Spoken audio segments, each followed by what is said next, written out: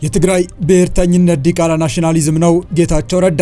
ጠቅላይ ሚኒስትሩ ግጭት ውስጥ ከገባን ሻቢያ ይጠቀምበናል፣ ልዩነታችንን አቻችለን ብንሰራ ነው የሚያዋጣን ብለውን ነበር። አልቡርሃን ኢትዮጵያ ላይ ጦርነት የሚከፍቱበትን ቀን ቆረጡ። ድንበር ላይ ከባድ ወታደራዊ እንቅስቃሴ አሳሳቢ ሆኗል። ሶማሊላንድ ቀጥተኛ ኢላማችን ነች፣ ሁቲ ከባድ መግለጫ ወጣ። ታሊባን ሙሉ ድጋፍ ሰጥቶታል፣ እስራኤል ምላሽ ሰጥታለች። በሰሜኑ የጦርነት ወቅት ዋነኛ የህወሓት አፍ የነበሩት የአሁኑ የጠቅላይ ሚኒስትር አብይ አህመድ የምስራቅ አፍሪካ ጉዳዮች አማካሪ አፈቀላጤው አቶ ጌታቸው ረዳ ዳግም በሌላ አነጋጋሪ ሀሳብ ወደ ሚዲያ ብቅ ብለዋል።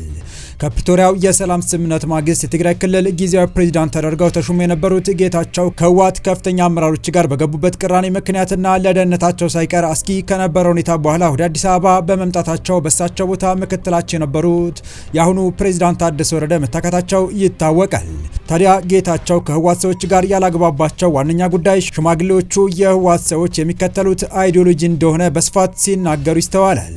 የጠቅላዩ አማካሪ ዳግም ወደ ሚዲያ በተመለሱበት በአሁኑ ንግግራቸውም ጦርነቱ ከመጀመሩ በፊት ጠቅላይ ሚኒስትር አብይ ግጭት ውስጥ ከገባን ሻቢያ ይጠቀምበናል፣ ልዩነታችንን አቻችለን ብንሰራ ነው የሚያዋጣን ብሏቸው እንደነበረ ገልጸዋል። በንግግራቸው አክለውም የትግራይ ብሔርተኝነት ዲቃላ ናሽናሊዝም ነው ሲሉ ጠንካራ ትችታቸውን አሰምተዋል። በአሁኑ የመረጃ ሰዓታችን የዚህን መረጃና የሱዳኑ የጦር መሪ ኢትዮጵያ ላይ ጦርነት ሊከፍቱ እንደሚችሉ የጠቆሙበት መልእክት እንዲሁም አማጺ ሁቲ ቀጣይ ኢላማዬ ከእስራኤል የሀገርነት እውቅና የተሰጣት ሶማሊላንድ ነች ማለቱን አክለን በዝርዝር ልናስደምጣችሁ ተገኝተናል። ሰላም ውድ የሮዴሊ ቤተሰቦች እንደምን አላችሁ? ቻናሉን ሰብስክራይብ፣ ላይክ፣ ሼር ያደረጋችሁ እስከ መረጃዎቻችን ፍጻሜ አብራችሁን ቆዩ።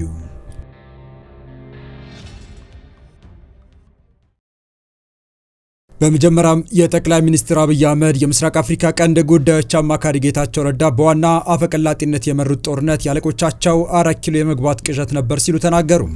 ጠቅላይ ሚኒስትሩ ግጭት ውስጥ ከገባን ሻቢያ ይጠቀምብናል፣ ልዩነታችንን አቻችለን ብንሰራ ነው የሚያዋጣን ብለው ነበር ሲሉ ከጦርነቱ በፊት አብይ አህመድ በግልም በጋራም እንዳናገሯቸው የገለጹት ጌታቸው የቀድሞ ድርጅታቸውን ያለፈውን እንጂ መጪውን መገምገም የማይችል ሲሉም ዘልፈውታል።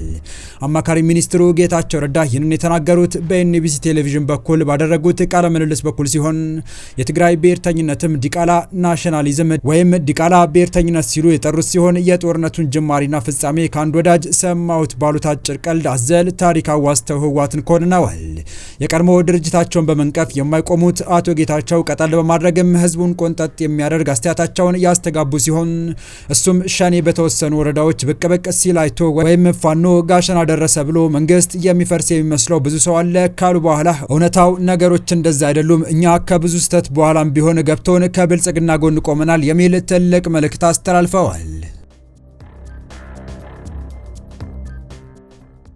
በቀጣይ መረጃ በቅርብ ቀናት ውስጥ ወደ ኢትዮጵያ ድንበር ጦርነት እንደሚከፍቱ ጀነራሉ ይፋ አደረጉ። ኢትዮጵያ በቤንሻንጉል ጉሙዝ ለተቀናቃኝ ፈጥኖ ደራሽ የጦር ቤት ሰጥታለች በሚናው በአዲስ ግንባር ጦርነት ለመክፈት ዝግጅታቸውን እንደጨረሱ ይፋ ያደረጉት በኢትዮጵያ በኩል አቋርጦ የሚመጣውን የአርኤስኤፍ ጥቃት ለመመከት ዝግጅታችንን አጠናቀናል ሲሉ የሱዳን ጦር ኃይል አስታውቋል። አንድ የሱዳን ጦር መኮንን ለሱዳን ትሪቡን ጋዜጣ በሰጡት መግለጫ ተቀናቃኛቸው ፈጥኖ ደራሹ ከኢትዮጵያ ተነስቶ ጥቃት ለመፈጸም ዝግጅት እያደረገ መሆኑን ገልጸዋል። ይህ ጥቃትም መነሻውን ከኢትዮጵያ ድንበር አድርጎ በብሉ ናይል ግዛት ውስጥ በሚገኙ ኩሙርክና ጌሰን ከተሞች ላይ የሚደረግ ስለመሆኑ መረጃ የደረሳቸው መሆኑን የጠቀሱት መኮንኑ ለዚህ ጥቃት በቂ ዝግጅት ማድረጋቸውን አስታውቀዋል። እንደ ዘገባው በደቡብ ምስራቃዊ ሱዳን በሚገኘው ብሉ ናይል ግዛት ውስጥ ይንቀሳቀሱ የነበሩት የአርኤስኤፍ እና አጋሮቹ ታጣቂዎች ባለፈው ሐምሌ ወር በመንግስት ከፍተኛ ጥቃት ተፈጽሞባቸው አካባቢውን ለቀው ለመሄድ ተገደው ነበር። እነዚህ ታጣቂዎች በአቅራቢያቸው ወደሚገኙ ኢትዮጵያና ደቡብ ሱዳን ውስጥ በመግባት ራሳቸውን ሲያደራጁ መቆየታቸውን የጦር መኮንኑ አስረድተዋል። በኢትዮጵያ ውስጥ የተደራጁት እነዚህ ታጣቂዎች በሚቀጥሉት ሳምንታት ውስጥ የመልሶ ማጥቃት እርምጃ ለመውሰድ በዝግጅት ላይ እንደሚገኙም ገልጸዋል። መኮንኑ ለጋዜጣው በሰጡት ማብራሪያ አርኤስኤፍ እና አጋሮቹ በኢትዮጵያ ውስጥ በቤንሻንጉል ጉሙዝ ክልል በ4 ቦታዎች ላይ ማሰልጠኛ ካምፕ የተፈቀደላቸው መሆኑን አስታውቀዋል። በቤንሻንጉል ጉሙዝ ክልል ከሱዳን ከብሉ ናይል ግዛት ጋር በድንበር እንደሚዋሰን የጠቀሱት መኮንኑ በተፈቀደላቸው ማሰልጠኛ ካምፕ ውስጥ የሚገኙት አርኤስኤፍ፣ የጆሴፍ ቱካንጃ፣ የኦቢዳቡታል ታጣቂዎችና የኢትዮጵያና የደቡብ ሱዳን ቅጥረኛ ወታደሮች መሆናቸውን አስረድተዋል። እነዚህ የጠቀሷቸው ታጣቂዎች ከፍተኛ አመራሮች በቤንሻንጉል ጉሙዝ ክልል ዋና ከተማ አሶሳ እንደሚገኙ እንደሚገኙ ከመረጃ ምንጮቻቸው ማረጋገጣቸውንም ገልጸዋል። መኮንኑ ጨምረውም የመረጃ ምንጮቻቸው በቅርቡ ለእነዚህ ታጣቂዎች የሚሆኑ ከፍተኛ መጠን ያላቸው ጦር መሳሪያዎች ከዩናይትድ አረብ ኤምሬትስ ተጭነው በቤንሻንጉል ጉሙዝ ክልል ውስጥ በሚገኝ አየር ማረፊያ ውስጥ መራገፋቸውን ለማወቅ መቻላቸውን ጠቅሰው ይህም በቅርቡ በኩምሩክ ከተሞች ለሚደረገው ማጥቃት የሚደረገው ዝግጅት አካል መሆኑን አስታውቀዋል። ይህ በእንዲህ እንዳለ ከጥቂት ሳምንታት በፊት ከዚህ ጋር የሚመሳሰል መረጃ አልጀዚራ ቴሌቪዥን ማሰራጨቱ መዘገባችን የሚታወስ ነው። ይህ ዘገባ ተከትሎ አንድ የኢትዮጵያ ባለስልጣን ለአልጀዚራ በሰጡት መግለጫ አሶሳ ለአርኤስኤፍ ማሰልጠኛ ካምፕ ተፈቅዷል የሚባለው መሰረተ ቢስ ነው ብለው ነበር። እንዲህ አይነቱ ሐሰተኛ መረጃ የሚሰራጨው በሁለቱ ሀገራት መካከል ግጭት ለማስነሳት ታስበው መሆኑን ማስታወቃቸውም አይዘነጋም።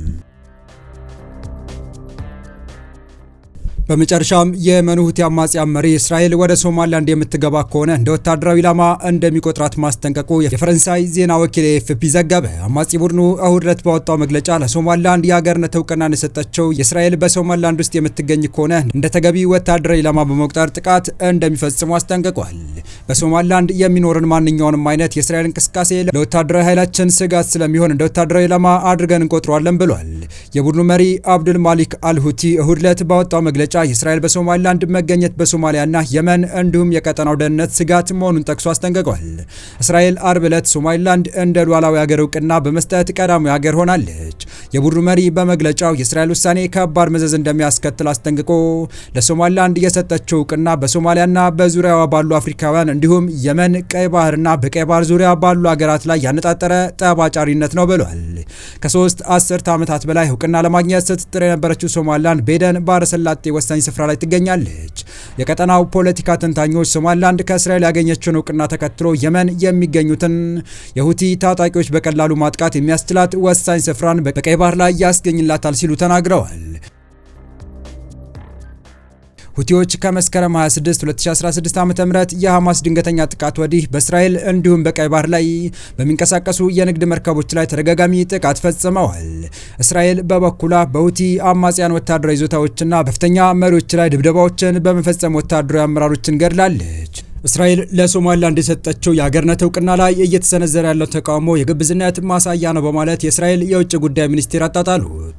እስራኤል ከሶማሊያ ተነጥላ ነጻነቷን ላወጀችው ሶማሊላንድ እውቅና መስጠቷን ተከትሎ የተለያዩ ሀገራትና ድርጅቶች ተቃውሟቸውን ባለፉት 3 ቀናት ሲያሰሙ ቆይተዋል።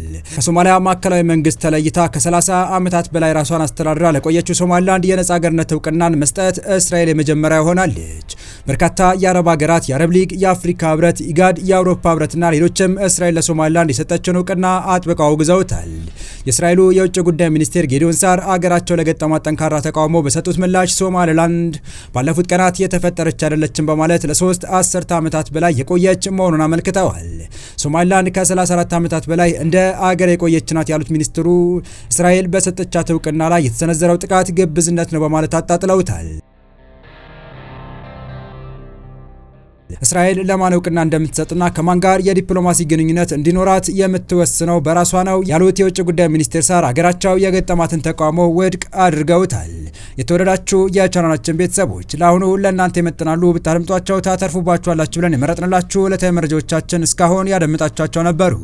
በተመሳሳይ ሀገራዊና ቀጠና ጉዳዮች እንዲሁም ዓለም አቀፋዊ የጂኦፖለቲካ ወታደራዊና አነጋጋሪ ክስተቶችን ለበለት ተከታትለን በትኩስ ይዘን እንደምንቀርብ እያሳወቅን የቻናሉ ቤተሰብ ካልናችሁ ሰብስክራይብ፣ ቪዲዮን ላይክ እና ሼር በማድረግ ተደራሽነታችንን ታሰፉ ዘንድ አክብሮታዊ ግብዣችን ነው። አበቃን። ሰናይ ጊዜን ተመኘን።